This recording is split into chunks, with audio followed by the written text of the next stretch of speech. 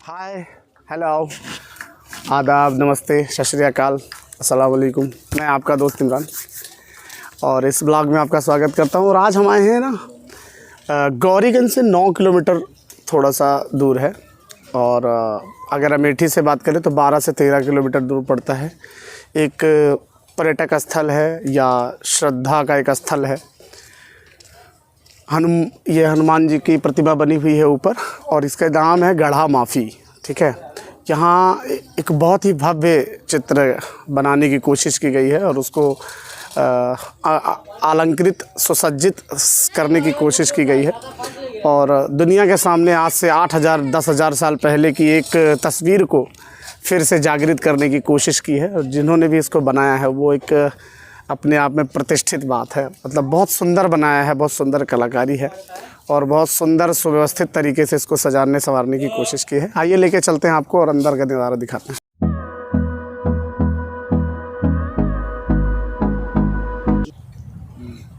ये आप पीछे एक प्रतिमा देख सकते हैं, बाबू चंद्र प्रकाश कौशिक जी की है। और ये जो आप देखने जा रहे हैं अंदर की भव्यता, ये सब कुछ इन्हीं की जीवन काल में ही सजाया संवारा गया था और उसको संवारने की कोशिश की गई थी। तो ये अंदर का जो नज़ारा है ये इन्हीं की देन है। लोगों से जानने की भी कोशिश करेंगे कि क्या कुछ हुआ है।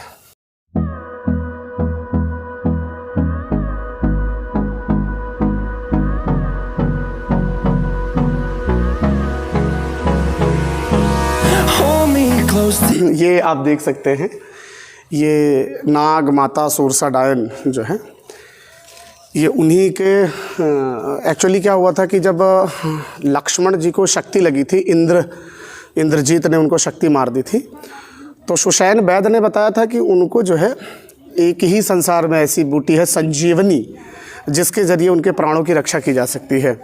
तो उसको लाने के लिए जो संकट मोचन हनुमान जिन्हें कहा जाता है वो समंदरों को पार करते हुए हिमालय की चोटियों तक जा रहे थे और वहाँ से संजीवनी लाने का उनका प्रावधान था और लक्ष्मण जी के प्राण को बचाना था। मगर ये बात जब रावण को पता चली तो लंकाधिपति रावण ने एक डायन सुरसा डायन को वहाँ से भेजा और हनुमान जी को रोकने की पूरी एक योजना बनाई। परंतु हनुमान जी कहाँ मानने वाले थे, वो तो परम राम भक्त थे और उन्होंने अपने गधे के ज़रिए सुरसा डायन ने खाना चाह रही थी। और जब उसने अपने मुंह को फैलाया था तो मुंह के अंदर हनुमान जी गए और फिर उसके बाद में जो है वापस आए। एक बार दोबारा जब मुंह के अंदर गए तो फिर उसके सर को छेड़ते हुए अपने गदा से वो बाहर आ गए थे। उसी चित्र को फिज़िकली भौतिक रूप से समेटने की और भौतिक रूप से दिखाने की कोशिश यहाँ की गई है। आप ये देख सकते हैं अंदर का पूरा परिवेश मैं आपको दिखाने की कोशिश करता हूँ।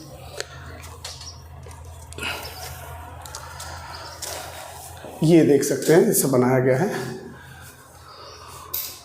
ये सर है और ये हनुमान जी की प्रतिमा बनी हुई है। यहाँ पे घंटियाँ भी बहुत सारी लगी हुई हैं ऐसी। और ये बहुत बड़ा सा विशाल सा हनुमान जी की प्रतिमा अंकित है यहाँ पे। और मैं बताना चाहूँगा गाइस, ये 45 फीट के ऊपर अबव ये जो है कंस्ट्रक्शन है हनुमान जी की प्रतिमा का, 45 फीट के ऊपर का है।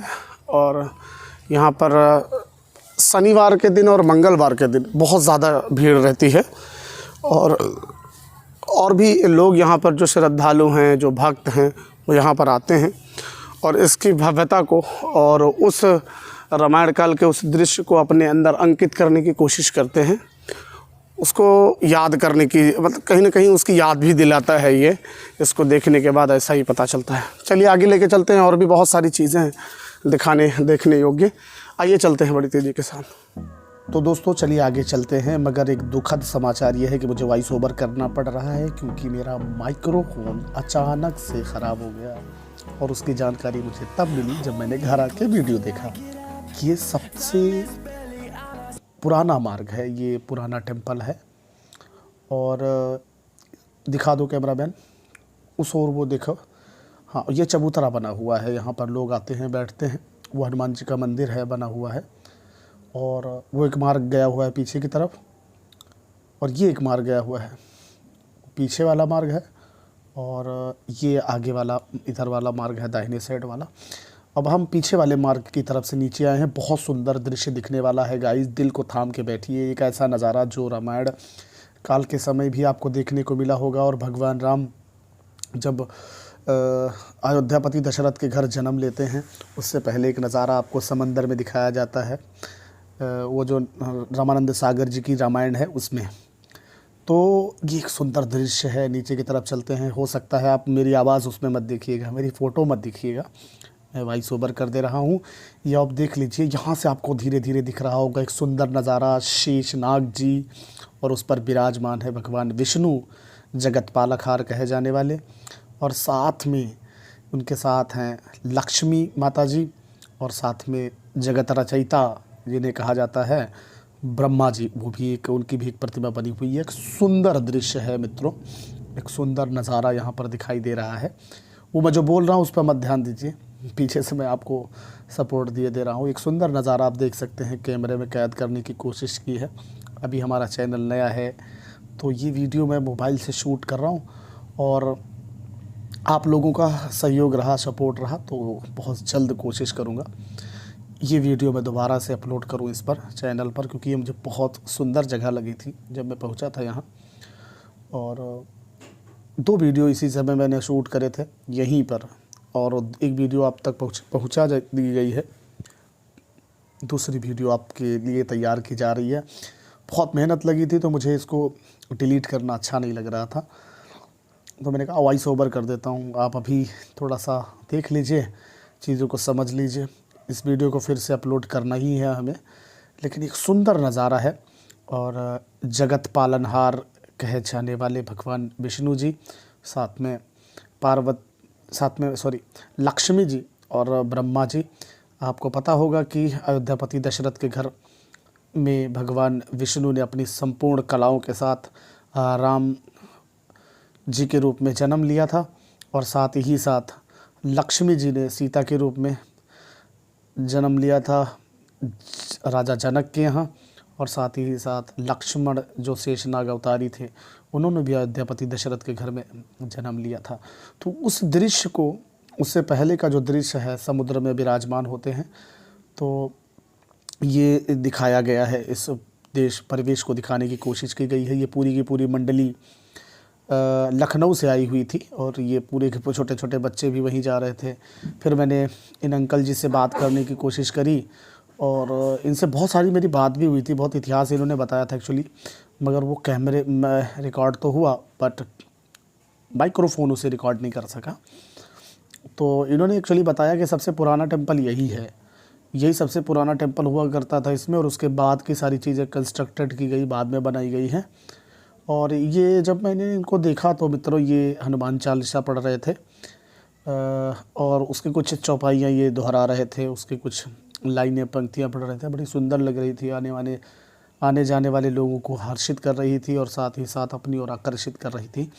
बहुत एजड हैं, बहुत समय से हैं, और जब इनसे बात हुई तो पता चला कि पिछले 8 सालों से ये यहाँ सेवाएँ अपनी दे रहे हैं, और इनकी कार्य इनका बहुत सराहनीय है। बैठ के बड़ी संजीदगी के साथ, सादगी के साथ यहाँ पर पाठ पढ़ रहे थे। आइए बड़ी तेज़ी के साथ आगे लेके चलते हैं।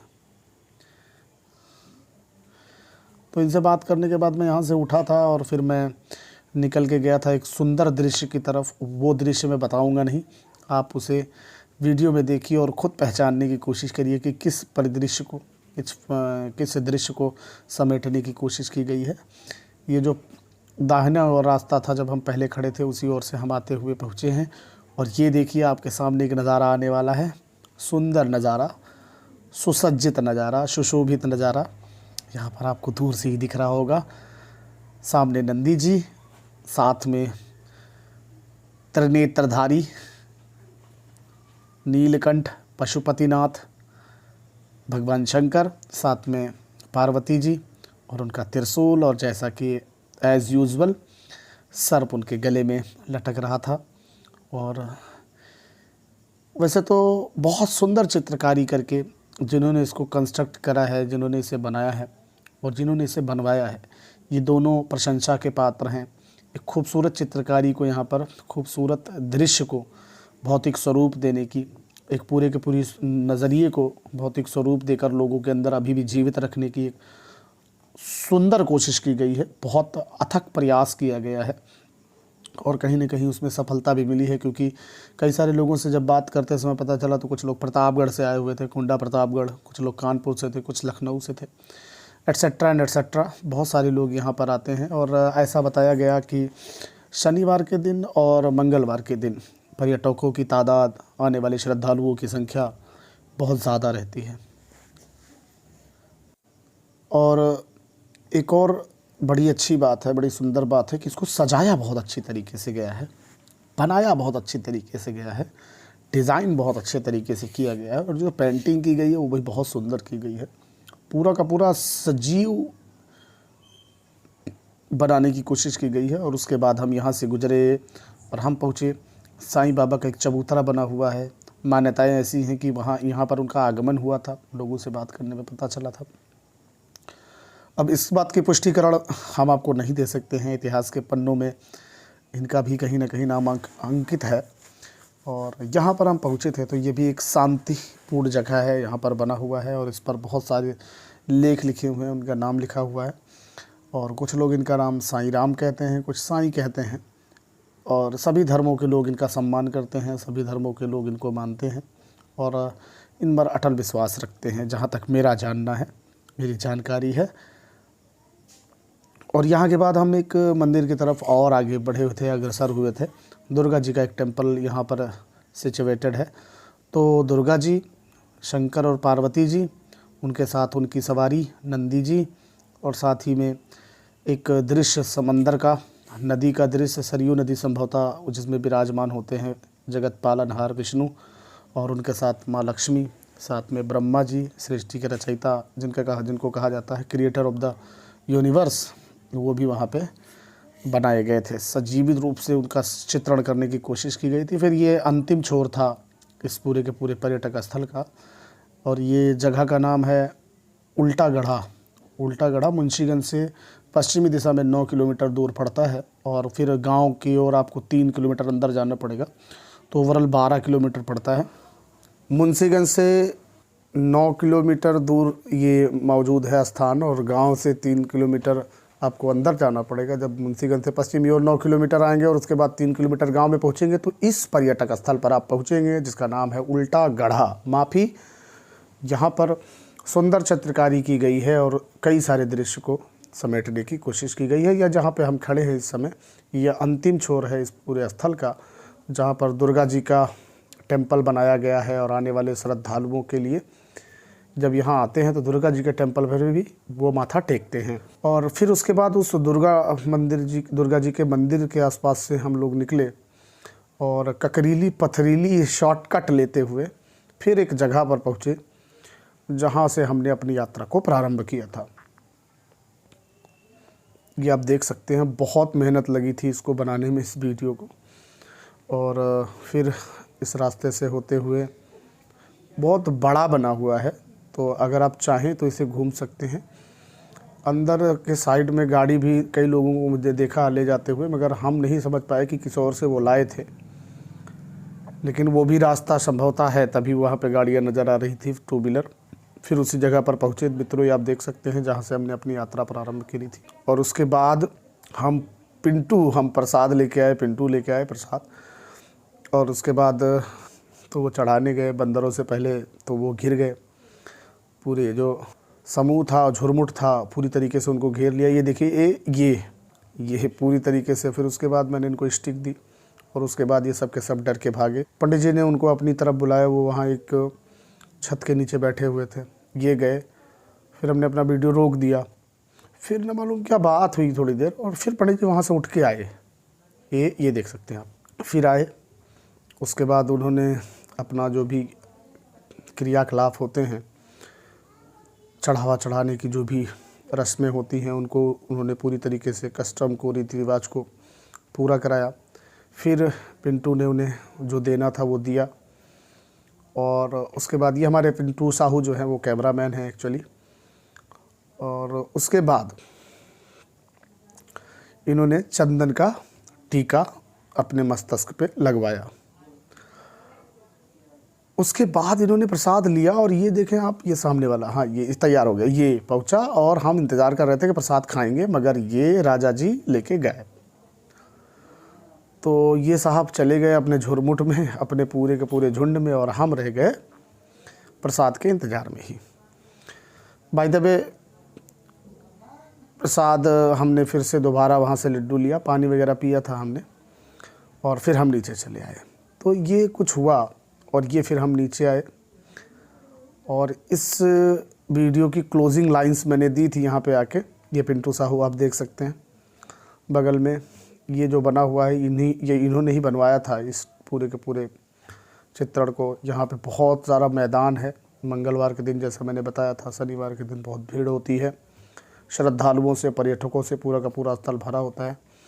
और ये मैं क्लोजिंग लाइन दे रहा था, मगर अफसोस मेरी किस्मत पता नहीं काहे से लिखी गई है, पता नहीं किस कलम से मेरी किस्मत लिखी गई है, और वीडियो में आवाज़ नहीं आई। बहुत परेशान हुआ था दोस्तों जान के। और एज़ प्रॉमिस मैंने इस वीडियो को शूट किया था, बहुत मेहनत लगी थी इसको यहाँ तक पहुँचने में ही मुझे। तो ये पूरा का पूरा दृश्य मैं फिर से आपके लिए लेके आऊँगा, दूसरे एक ब्लॉग बनाऊँगा इसके लिए। लेकिन तब तक खाते पीते रहिए, मौज करते रहिए। Thank you very much.